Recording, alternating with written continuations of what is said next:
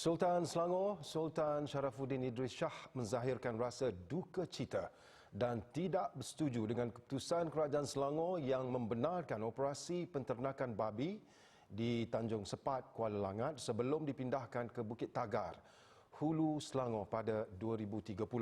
Dan baginda bertitah perancangan tersebut dipandang serius khususnya apabila terdapat kemungkinan pembangunan penternakan babi secara berskala besar dan berorientasikan ekspor ke luar negara. Titah Sultan Selangor secara prinsipnya baginda akur dengan kewujudan penternakan babi berskala kecil dan terkawal bagi memenuhi keperluan sumber makanan masyarakat bukan Islam. Namun pembangunan berskala besar disifatkan tidak wajar, tidak sensitif dan tidak seimbang dengan realiti demografi Selangor yang majoritinya terdiri daripada penduduk Melayu Islam. Baginda turut menzahirkan kebimbangan dengan nasib penduduk yang sekian lama menanggung bau busuk berlarutan, pencemaran air sungai dan masalah lalat yang tidak berkesudahan sehingga menjejaskan kualiti hidup.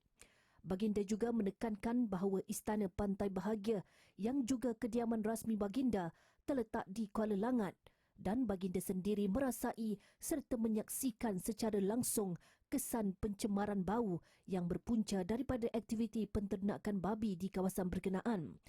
Baginda turut mengusulkan agar wakil-wakil rakyat tinggal dan menetap bersebelahan kawasan peternakan babi seperti di Kuala Langat bagi merasai sendiri pengalaman sebenar yang dialami penduduk.